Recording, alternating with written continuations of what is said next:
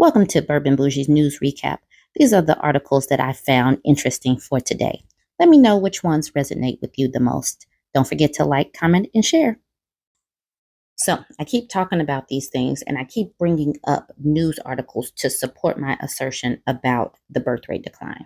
So many of these things go together. They are working together and they will continue to make the birth rate continue to drop off a cliff. Affordable health care goes into another reason why some women are opting out. So let's get into this article. Georgia's Medicaid program, the only one in the US with a work requirement, has only enrolled 1,300 residents in 3 months. Many of these red state governors are holding out on Medicaid expansion for whatever reason. They do not want poorer folks to be able to afford health care. And those same people will speak about wanting to increase the birth rate and be pro-life, but do not want to have affordable health care for their citizens. And that's wild to me. The Georgia Department of Community Health has projected up to 100,000 people could eventually benefit from Georgia Pathways to Coverage, but the nation's only Medicaid program that makes recipients meet a work requirement is off to a very slow start. Georgia Governor Brian Kemp's new health plan for low-income adults has enrolled only 1,300 people through the end of September, about 3 months after launching. We will continue working to educate Georgians about Pathways' innovative, first-of-its-kind opportunity and enroll more individuals in the months to come, Kemp's office said in a statement. The program's creeping progress reflects fundamental flaws as compared to Medicaid expansions in other states, including the extra burden of submitting and verifying work hours, experts say. And some critics note it's happening just as the state, as part of a federally mandated review, is kicking tens of thousands of people off its Medicaid rolls, at least some of whom could be eligible for Pathways. Pathways to Coverage is falling well short of its commitment to uninsured Georgians. Medicaid expansion would be a more effective way to meaningfully coverage state residents and connect them to care. Community Health had declined to provide sign-up numbers to the newspaper until Journal-Constitution told Kemp's office it would report that the state appeared to be violating its open records law. The department then provided the records, but denies violating the law. The Biden administration has already tried to revoke Georgia's Medicaid plan once and is monitoring it. So any missteps could have broader consequences. They could also hamper future efforts by Republicans to make Medicaid eligibility dependent on work. The state launched Pathways on July 1st, just as it began a review of Medicaid eligibility following the end of COVID-19 public health emergency. Federal law prohibited states from removing people from Medicaid during the three-year emergency. The state previously said it delayed reevaluations of 160,000 people who are no longer eligible for traditional Medicaid, but could qualify for Pathways to help them try to maintain health coverage. But observers have said that they detected little public outreach to target populations. 39 states have expanded Medicaid eligibility to nearly all adults with incomes up to 138% of the federal poverty level, $20,000 annually for a single person and $41,000 for a family of four. North Carolina will become the 40th state to do so in December. None of those states require recipients to work in order to qualify. So that is where we are with Georgia, just making it hard for no particular reason. You guys let me know what you think. Like, comment, share. Icelandic women strike for gender pay equality. Let's get into this one. Tens of thousands of women in Iceland, including the prime minister, participated in a walkout Tuesday to draw attention to the country's systematic gender pay gap and gender-based violence, known as Kevin Free, or Women's Day Off. The walkout also highlighted the immense contribution of women in Icelandic society, organizers said. Close to 40 organizations, including the Federation of Public Workers Union, Iceland's largest association of public worker unions, joined the walkout. On October 24th, all women in Iceland, including immigrant women, are encouraged to stop working, both paid and unpaid, for the whole day. Women and non-binary people will strike to demonstrate their contribution to society. This year, we strike for the whole day, just as women did in 1975. Systematic wage discrimination still affects women, and gender based violence is a pandemic that must be eradicated.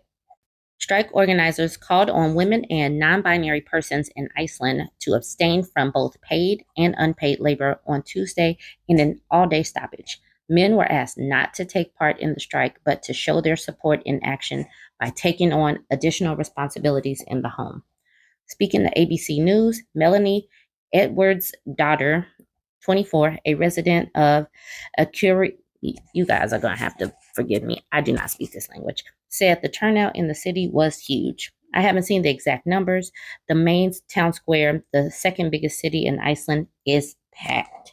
In Reykjavik, at least 25,000 women and non-binary people were expected to rally, calling out, you call this equality.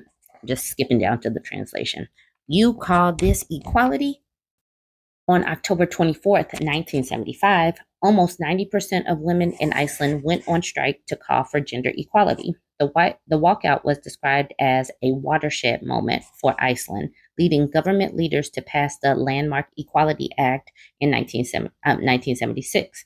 According to the World Economic Forum, Iceland has been named the most gender equal country in the world for 14 consecutive years.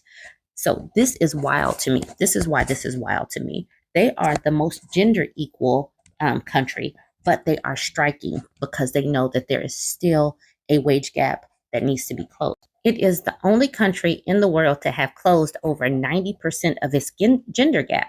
It's often referred to as a feminist haven. And maybe because of that, that women feel compelled and will rally because they are a feminist haven. Iceland's Prime Minister, Katrín Jakobsdóttir, said the fight for gender equality continues. I am first and foremost in this to show solidarity with Icelandic women. As you know, we have not reached our goals to full gender equality, and we are still tackling the gender-based wage gap, which is unacceptable in 2023.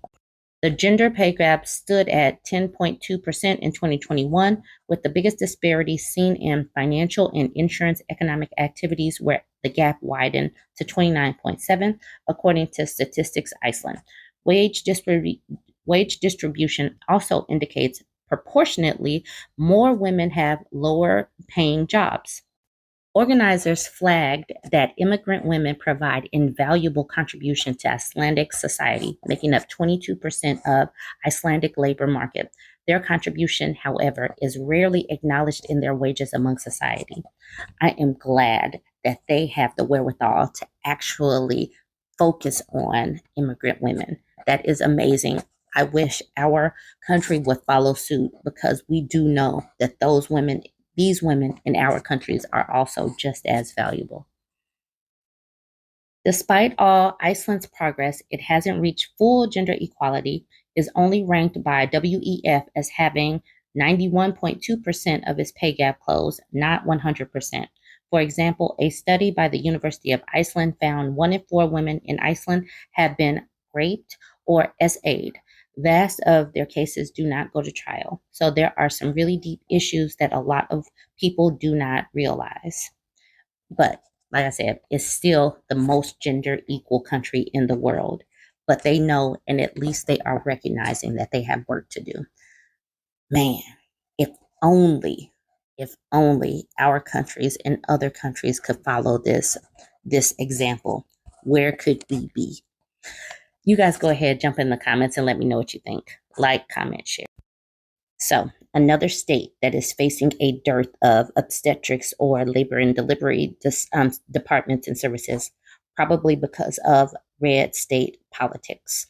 Okay, let's get into this one. Driving 100 miles in labor, giving birth in the ER. Fears rise as 3 maternity units prepare to close in Alabama. The state has one of the country's highest maternal mortality rates. Now, 3 hospitals plan to stop delivering babies, putting some pregnant women at even higher risk.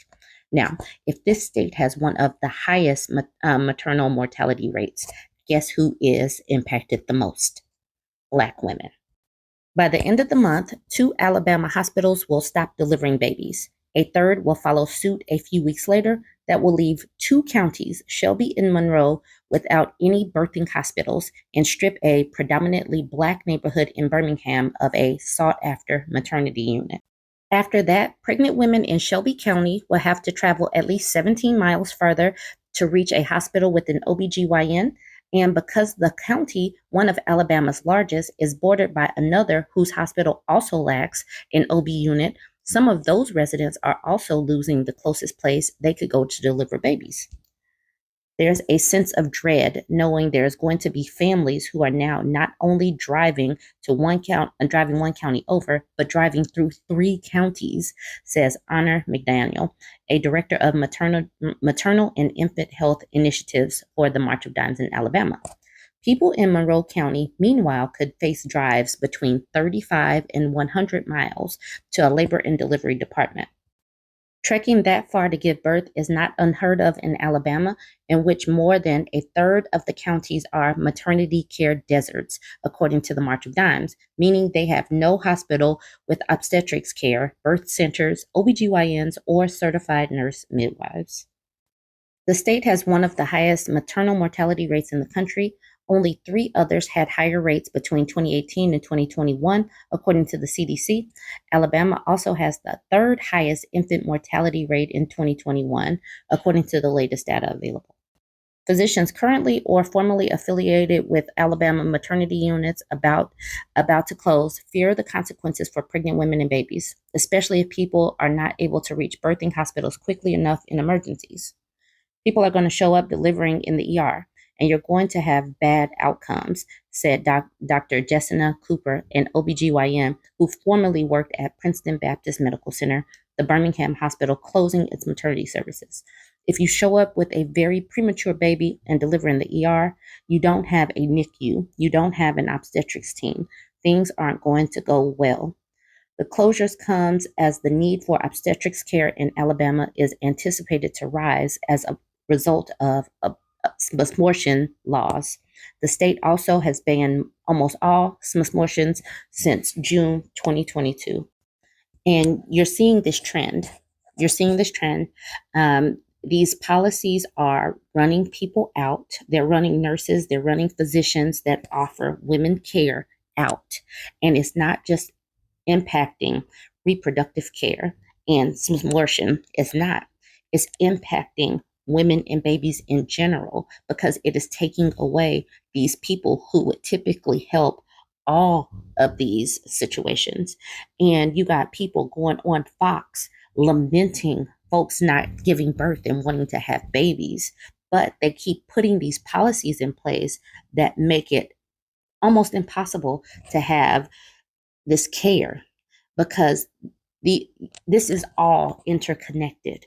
Women do not feel safe having kids these days, and it's impacting everything. So many things need to change. The politics need to change, and actually the politics need to pull back from reproductive care in general so that women can feel safe and get safer. So maybe these maternal mortality rates and infant mortality rates decrease. You guys go ahead, jump in the comment section and let me know what you think.